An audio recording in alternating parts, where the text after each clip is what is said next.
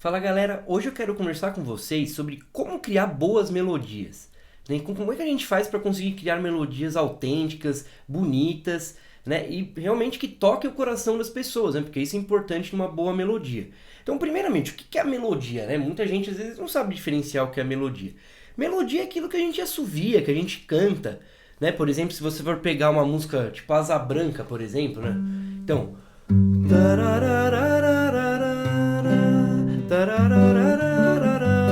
né? Isso que eu tô cantarolando aqui é melodia. O que eu tô fazendo no violão são os acordes.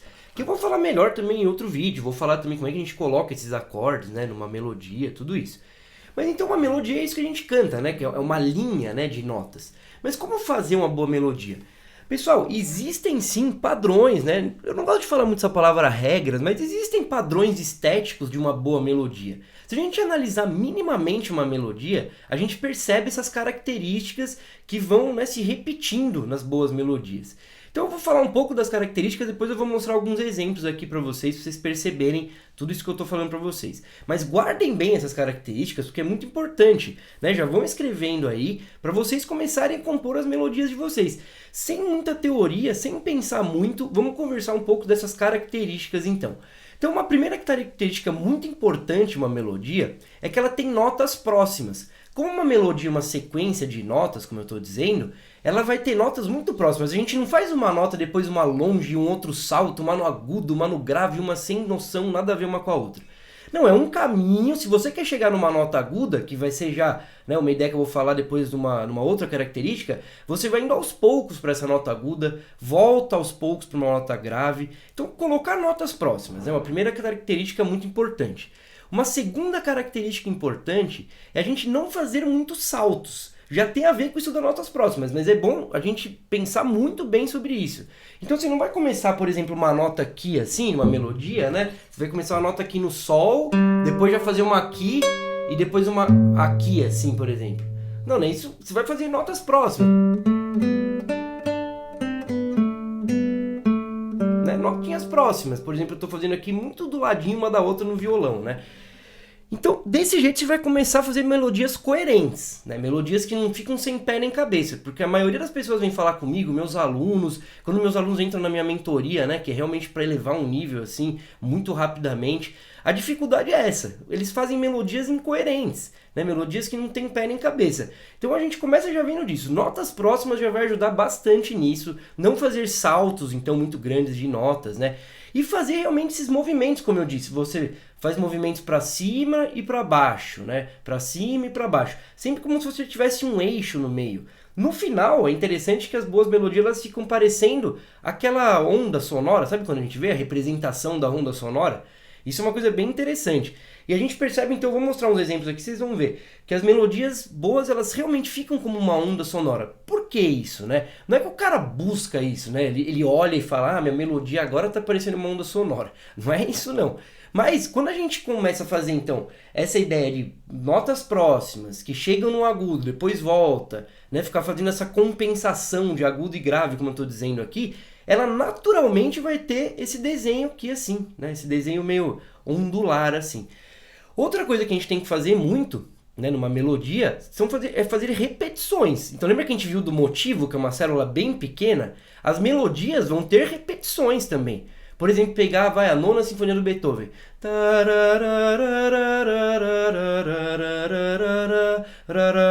A segunda parte dela é praticamente uma repetição literal. Só vai mudar agora. Né? Então você vê que a repetição sempre acontece, galera, na música, porque uma coisa que eu tinha muito, né, que era realmente uma crença limitante minha e que só não conseguia fazer, só não deixava eu sair do lugar, sabe? É uma crença que eu tinha de assim, putz, eu tenho que fazer uma música e criar algo novo a cada momento. Então a cada 3 segundos eu faço alguma coisa que não tem nada a ver com o que acabou de acontecer.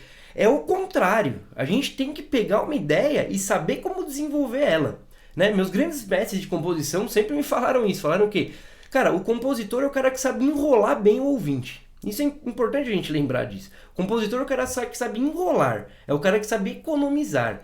E assim, por exemplo, você ouve um Beethoven, ouve um Pink Floyd, um Tom Jobim, nossa, me enrola que eu gosto, assim, né? Então os caras sabem enrolar muito bem a gente, por isso que a gente fica ouvindo aquela história toda, né? Então fazer repetições sim na melodia, né? Motivos que você vai repetindo, assim, e fazendo uma coisa coerente. Agora uma quinta coisa que eu quero falar para vocês, né? Uma quinta dica é o quê? Fazer uma métrica coerente. O que é isso, métrica? Né? Eu vou mostrar melhor também para vocês aqui daqui a pouco no Logic, né? Que é o programa de produção que eu uso. Mas a métrica é o quê? Você fazer melodias que tenham um tamanho certo. Né? Não fazer, por exemplo, uma primeira parte de um tamanho e uma segunda de outro, e aí no meio muda o tempo e fica uma maior que a outra. Não, a gente tem que pensar numa quadratura, numa métrica. Vocês vão ver que as boas melodias, elas seguem essa métrica, assim. Isso é uma coisa, né? É uma coisa que mais acontece com os alunos, assim. Meus alunos vão e fazem melodias, utilizam isso que eu falo dos poucos saltos, notas próximas, movimento para cima e para baixo.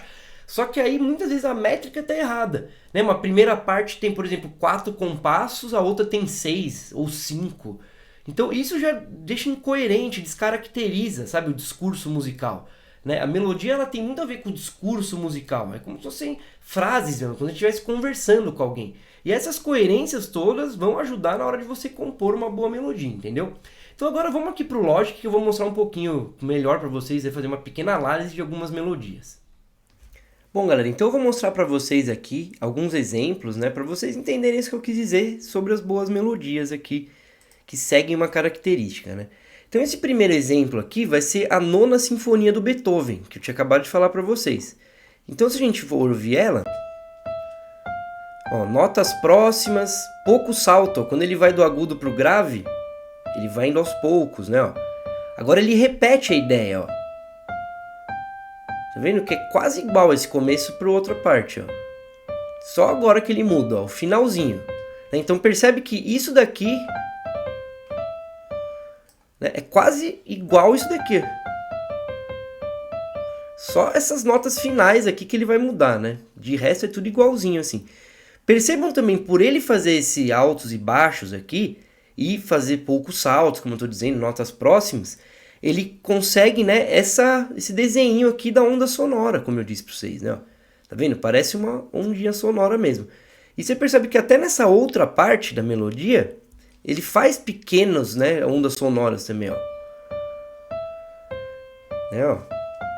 Baseado também nesse começo, dá para até perceber partes do motivo que são iguais aqui, tá vendo? É legal ver nesse programinha aqui de produção, fica bem visual, né, a ideia, ó. E aí ele repete o que ele já fez, literalmente o que ele já fez antes aqui, né?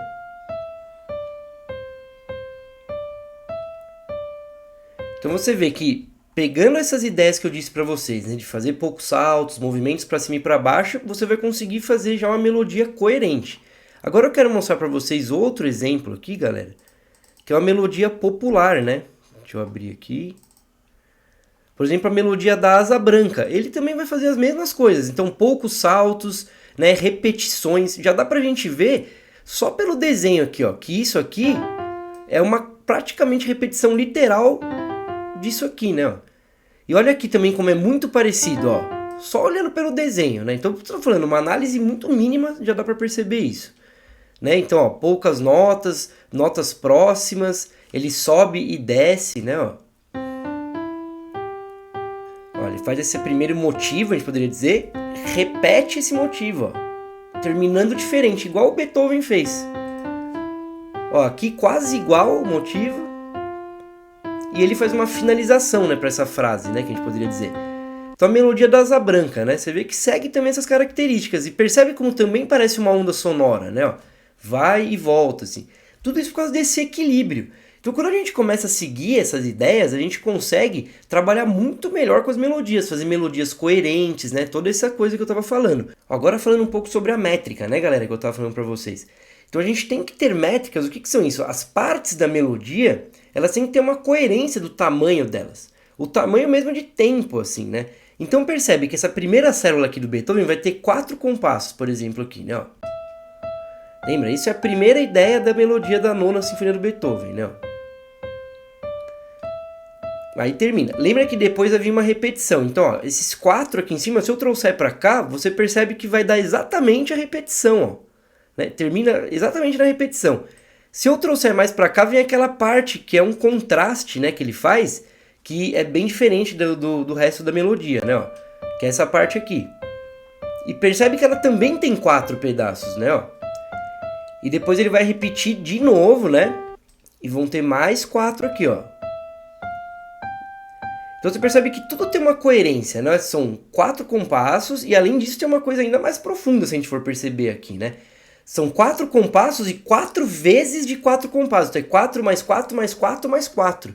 Então isso que é a métrica. Galera, isso é muito importante, né? Isso é uma coisa que a maioria dos meus alunos na minha mentoria, no meu curso, eles têm, né, esse problema, esse desafio. No começo realmente é difícil a gente conseguir concentrar nisso, entender direito isso.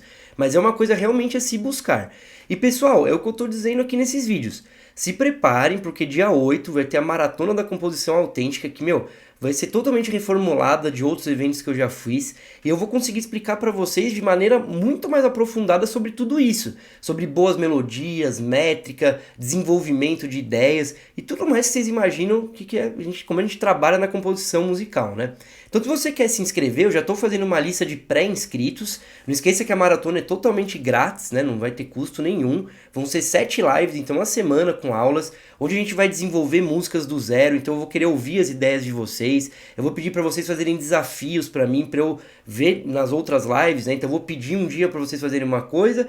No dia seguinte eu vou corrigir isso para realmente a gente conseguir evoluir bastante e eu quero ver vocês saírem dessa semana conseguindo compor, entendeu? Conseguindo entender como é que funciona esse mundo da música, como é que a gente constrói músicas, todos esses fundamentos aí da composição.